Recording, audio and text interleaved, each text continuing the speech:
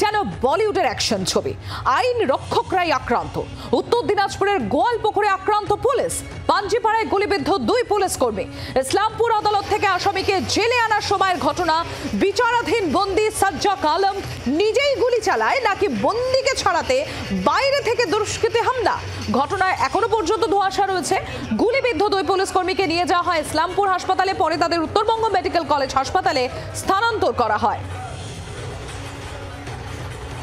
এই গোটা ঘটনায় কি কি সম্ভাব্য দিক, কি কি সম্ভাবনা উঠে আসছে একবার তুলে ধরবো আপনাদের সামনে। সম্ভাবনা 1, আদালত থেকে ফেরার সময় প্রেজেন্ট ভ্যানে গুলি। সম্ভাবনা 1, বিচারাধীন বন্দী সাজ্জাক আলম নিজেই গুলি চালায়। শীতের জন্য খুনের আসামি সাজ্জাকের গায়ে চাদর ছিল।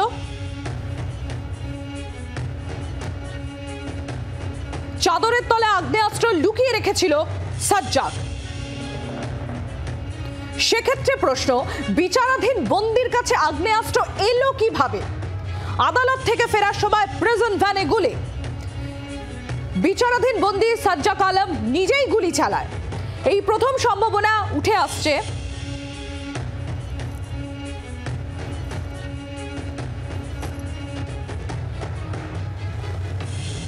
এবার দ্বিতীয় সম্ভাবনার কথা তুলে ধরি আপনাদের সামনে। আদালত থেকে ফেরার সময় প্রিজন ভ্যানে গুলি। প্রস্রাবের জন্য এক জায়গায় প্রিজন ভ্যান থামায়।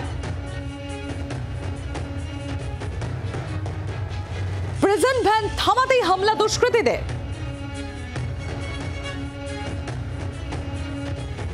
পুলিশ কর্মীদের লক্ষ্য করে গুলি দুষ্কৃতীদের।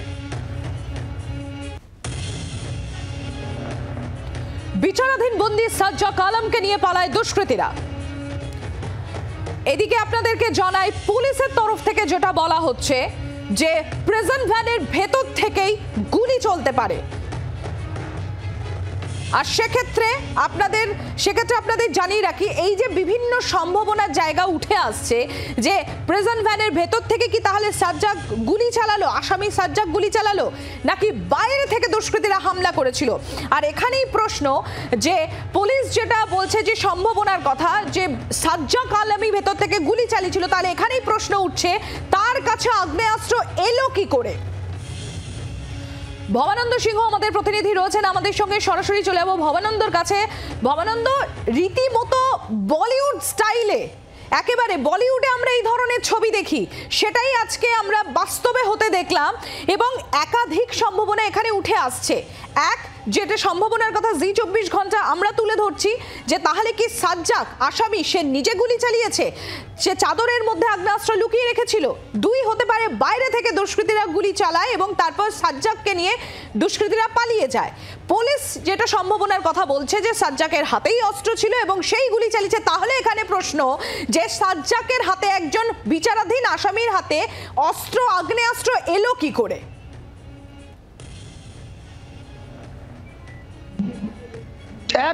একদমই সঠিক প্রশ্ন সম্প্রীতি। শুধু তাই নয়, যে ঘটনাগুলো, যে ঘটনা প্রবাহ যেভাবেই হোক না কেন সব থেকে বড় যে প্রসঙ্গ উঠে আসছে সেটা হচ্ছে একটা বড় পরিকল্পনা করা হয়েছিল, বড় ষড়যন্ত্র করা হয়েছিল, বড় একটা প্ল্যান ছাকা হয়েছিল। যেটাই করুক, সে বাইরে থেকে দুষ্কৃতীরা এসে গুলি করুক আর অথবা সাজ্জাক নিজেই করুক, যেই করুক না কেন, একটা পরিকল্পনা তো অবশ্যই প্রথম থেকে ছিল। আগ্নেয়াস্ত্র যদি থাকে, আগ্নেয়াস্ত্র সে কোথা থেকে পেল? আর যদি তাকে বাইরে থেকে লোকজন এসে ছিনতাই করে নিয়ে যায়, তাহলে এই প্ল্যানিংটা কি করে সাজ্জাক জানতে পারলো? কি করে সাজ্জাক সেই সময় গাড়িটা দাঁড় করালো? কি করে সেই গাড়ির সামনে তারা আসলো? অর্থাৎ বড় একটা ষড়যন্ত্র, বড় একটা প্ল্যান, বড় একটা পরিকল্পনা কিন্তু অবশ্যই এই ঘটনার পেছনে আছে, যেটা পুলিশের তদন্তকারী আধিকারিকদের ভীষণভাবে ভাবাচ্ছে। তারা এখনো কোন রকম কুল কিনারা করে পারছেন না বলে আমরা পুলিশ সূত্রে জানতে পারছি। তাদের প্রথম সেই জায়গায় ভবানন্দ, তোমার এই বিষয়টাই এখানে উঠে আসছে। এই যে তুমি বললে এখানে 3টে সম্ভাবনা, সম্ভাব্য 3টে দিক উঠে আসছে। আর ভবানন্দ, তুমি যেরকম বলছিলে, এখানেই প্রশ্নটা উঠছে যে যদি এই যে পরিকল্পনাগুলো ছকা হয়েছিল সেটা আগ্নেয়াস্ত্র সাজ্জাকের কাছেই থাকুক বা বাইরে থেকে দুষ্কৃতীদের হামলা হোক, এই যে সময়টা, এই প্রপার টাইমিংটা জানা, কোথায় কোথায় গাড়ি দাঁড়াতে হবে, তাহলে একজন বিচারাধীন বন্দী তার কাছ থেকে বাইরে কমিউনিকেশনটা হলো কি করে, সেখানেও কিন্তু একটা প্রশ্ন উঠে আসছে। একদমই তাই সম্প্রতি, শুধু তাই না, যারা তদন্তকারী আধিকারিক তারা যে চিন্তা করছেন এখন, তাদের আমরা পুলিশ সূত্রে যেমনটা জানতে পারছি, যদি এরকমটাও হয়ে থাকে ওই গাড়িটার সঙ্গে পেছন পেছন কোনো গাড়ি আসছিল, গাড়িটাকে দাঁড় করানো মাত্রই অপারেশন করতে হবে, এরকম যদি পরিকল্পনাও হয়ে থাকে, সেই পরিকল্পনাটা কি করে হলো, কি করে প্ল্যানিং হলো? এই প্ল্যানিং একে অপরের সঙ্গে, একদল দুষ্কৃতী বাইরে আছে আর একজন দুষ্কৃতী ভেতরে আছে, পুলিশের বিচারাধীন বন্দী সে তার সঙ্গে পরিকল্পনা হলো কি করে? যদি সে আগ্নেয়াস্ত্র তার কাছে পৌঁছে যায়, চাদরের তল থেকে সে আগ্নেয়াস্ত্র বার করে গুলি করেছে, এরকমটাও যদি হয়ে থাকে, পুলিশ যদি তাকে নিচে নিয়ে না নেমে থাকে, তাহলে আগ্নেয়াস্ত্র তাকে পৌঁছালো কি করে? এটাও তো একটা ষড়যন্ত্র, এটাও তো একটা পরিকল্পনা যে তার কাছে আগ্নেয়াস্ত্র পৌঁছে দেওয়া হবে, সে সেখানে গুলি করবে, সে পালিয়ে যাবে। এই যে সব দিক থেকে সব থেকে বড় যে প্রশ্ন এই মুহূর্তে, একের পর এক প্রশ্নচিহ্ন, একের পর এক প্রশ্নচিহ্ন, একের পর এক প্রশ্নচিহ্ন যে লাগছে, সেই প্রশ্নচিহ্ন সব থেকে বড় প্রশ্ন একটাই, এই পরিকল্পনা হলো কি করে, এই ষড়যন্ত্র রচনা হলো কি করে, এই ষড়যন্ত্র কখন রচনা হলো, পুলিশের যারা তদন্তকারী আধিকারিক, জেলের যারা আধিকারিক, তারা কি করছিলেন, কারারক্ষীরা, কারা আধিকারিকরা কি করছিলেন, পুলিশের আধিকারিকরা কি করছিলেন, কি করে এই পরিকল্পনা হলো? পরিকল্পনা ছাড়া তো এত বড় ঘটনা ঘটতে পারে না, ষড়যন্ত্র ছাড়া এত বড় ঘটনা ঘটতে পারে না। সেটা কি করে হলো? কেন সেটা সকলের নজর এড়িয়ে হলো? নাকি এর মধ্যে পুলিশের একাংশ জড়িত আছে? বিভিন্ন রকম প্রশ্ন উঠছে, বিভিন্ন রকম প্রশ্ন। আর স্বাভাবিকভাবে পুলিশ প্রশাসনের তরফ থেকে কিন্তু কোনো উত্তর এখনো ভাবে সরকারিভাবে দেওয়া হয়নি। পুলিশ যেটা করছে, যেমনটা আমরা দেখতে পাচ্ছি, বিভিন্ন জায়গায় নাকা চেকিং চলছে, বিভিন্ন জায়গায় তদন্ত চলছে, বিভিন্ন জায়গায় দৌড়ঝাঁপ করা হচ্ছে। একেবারে এই জায়গা থেকেই বলবো, এই যে সার্চ অপারেশন চলছে ভবানন্দ, নাকা চেকিং চলছে বিভিন্ন জায়গায়, এখনো পর্যন্ত এই পলাতক আসামি অর্থাৎ বিচারাধীন বন্দী সাজ্জাক আলমের কি কোনো খোঁজ, কোনো ক্লু, কোনো কিছু পাওয়া যাচ্ছে এখনো পর্যন্ত? আপডেট কি?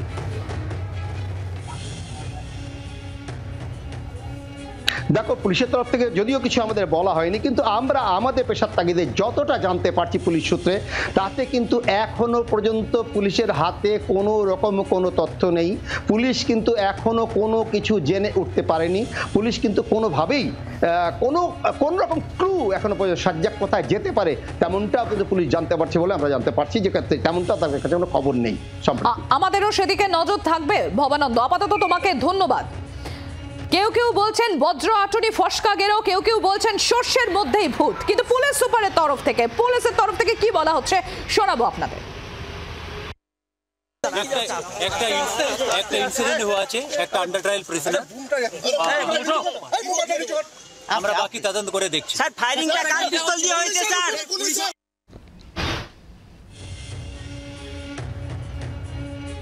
আর এদিকে গোয়ালপুকুরের ঘটনায় রাজ্য পুলিশের দাবি, বাইরে থেকে পুলিশের উপর গুলি চালিয়ে হামলার ঘটনা নয়, আসামি নিজেই গুলি চালায় দুজন পুলিশ কর্মীর উপর।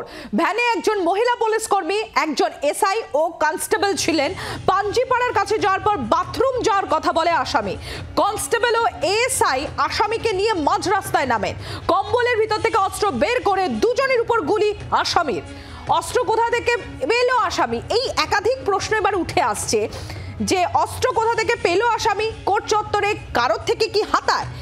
আমাদের প্রতিনিধি পিয়ালি মিত্র আমাদের সঙ্গে রয়েছেন। পিয়ালি, পুলিশের তরফ থেকে যে সম্ভাব্য বিষয়টি তুলে ধরা হচ্ছে যে হয়তো আসামির কাছেই সেখানে আগ্নেয়াস্ত্র ছিল এবং সেই আসামি দুই পুলিশ কর্মীর উপর হামলা করে, কিন্তু তাহলে তো এখানে একাধিক প্রশ্ন উঠে আসছে যে অস্ত্র আসামির কাছে এলো কোথা থেকে।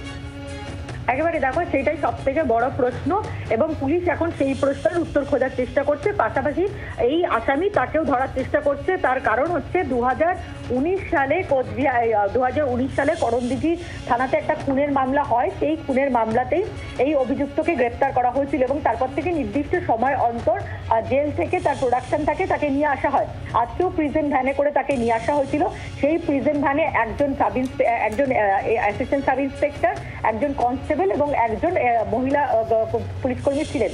এবং কোর্ট থেকে বেরানোর পর ওই পুলিশ কর্মীরা তাকে প্রিজন ভ্যানে করে যখন নিয়ে আসছিল, পাঞ্জিপাড়ার কাছে যখন পৌঁছায় তখন ওই আসামি দাবি করে যে তার বাথরুম যাওয়ার রয়েছে। তখন গাড়ি দাঁড় করানো হয় এবং কনস্টেবল এবং এএসআই তারা তাকে নিয়ে যখন বাথরুম করতে চায় তখনই কিন্তু কম্বলের ভেতর থেকে এখনো পর্যন্ত দুজন পুলিশ কর্মীর সঙ্গে প্রাথমিকভাবে কথা বলে পুলিশ যেটা জানতে পেরেছে যে কম্বলের ভেতর থেকে আগ্নেয়াস্ত্র বার করে পরপর দুজনের উপর গুলি চালায় এবং তারপর মুহূর্তের মধ্যে সেই এলাকা থেকে এই আসামি পালিয়ে যায়। এখন প্রাথমিকভাবে যেটা জানা যাচ্ছিল যে বাইরে থেকে কেউ এসে গুলি চালিয়ে পুলিশের উপর গুলি চালিয়ে আসামিকে ছিনতাই করে নিয়ে গেছে, সেই ঘটনা ঘটেনি। এই আসামি সেই গুলি চালিয়েছে পুলিশের ওপর। এখন সব থেকে বড় যেটা প্রশ্ন যে তাহলে এই আসামির কাছে গুলি কোথা থেকে, অস্ত্র কোথা থেকে এলো? পুলিশ যেটা প্রাথমিকভাবে মনে করছে যে এটা একেবারেই পূর্ব পরিকল্পনা। বিভিন্ন সময় এই আসামিকে যেহেতু কোর্টে নিয়ে আসা হয় সেই কারণেই এই আসামি এই কোর্ট চত্বরে আসার সময় এইরকম একটি যে ঘটনা ঘটাবে সেরকম একটি পরিকল্পনা করে রেখেছিল। কিন্তু সব থেকে যেটা বড় প্রশ্ন, যদি এরকম পরিকল্পনা করে থাকে তাহলে তার কাছে আগ্নেয়াস্ত্রটা কোথা থেকে এলো?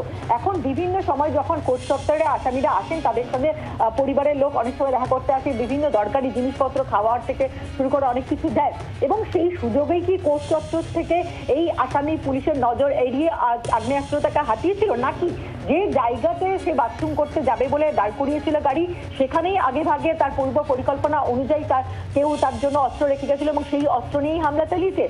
সেই বিষয়টা পুলিশ তদন্ত শুরু করেছে। এমনকি এই সম্ভাবনাটাও উড়িয়ে দেওয়া হচ্ছে না যে পুলিশ কর্মীরা সেখানে ছিলেন তাদের থেকেই অস্ত্র ছিনিয়ে নিয়ে এই হামলার ঘটনা ঘটেছে কিনা। যদিও ওই দুজন পুলিশ কর্মী তারা জানিয়েছেন যে তাদের অস্ত্র ছিনিয়ে নিয়ে তাদের ওপর গুলি চালানোর ঘটনা ঘটেনি, যদিও সেই ঘটনা ঘটেছে কিনা সেটা খতিয়ে দেখার জন্য তাদের কাছে যে আগ্নেয়াস্ত্র ছিল সেখান থেকে কত গুলি খরচ হয়েছে কিনা, কোনো গুলি খরচ হয়েছে কিনা সেটা মিলিয়ে দেখা হবে। কিন্তু ইতিমধ্যেই পুলিশ গোটা ঘটনা তদন্ত শুরু করেছে, বিশেষ করে ওই আসামির খোঁজ খবর শুরু হয়েছে এবং যেটা জানা যাচ্ছে এবং যেটা নিয়ে প্রশ্ন উঠছে যে এই আসামির কাছে এই আগ্নেয়াস্ত্রটা কোথা থেকে এলো এবং এক্ষেত্রে নিশ্চিতভাবে পুলিশের যে গাফিলতির দিকটা সেটাও খতিয়ে দেখা হচ্ছে। তার কারণ যখন কোর্টে আসামিদেরকে নিয়ে আসা হয় তখন তাদের হাতে হ্যান্ডকাফ থাকার কথা। দ্বিতীয় হচ্ছে কোর্ট থেকে বেরানোর সময় সে যখন তাকে প্রিজন ভ্যানে তোলা হচ্ছে তাকে যদি কেউ কোনো জিনিস দিয়ে থাকে সেটা কি ধরনের জিনিস সেগুলো সার্চ করার দরকার। সেদিক থেকে নিশ্চিতভাবে একটা গাফিলতি যে ছিল সেটা কিন্তু রাজ্য পুলিশের কর্তারা অস্বীকার করছে না এবং সেই গাফিলতির দিকটাও কিন্তু খতিয়ে দেখা হচ্ছে। ইতিমধ্যে দুজন পুলিশ কর্মী তাদেরকে শিলিগুড়িতে একটি বেসরকারি হাসপাতালে নিয়ে আসা হয়েছে, তাদের অবস্থা যথেষ্ট ক্রিটিক্যাল বলেই জানা যাচ্ছে। ধন্যবাদ পিয়ালি। গল্প করে তৃণমূল বিধায়ক গোলাম রব্বানী তিনি কি বলছেন শোনাবো আপনাদের।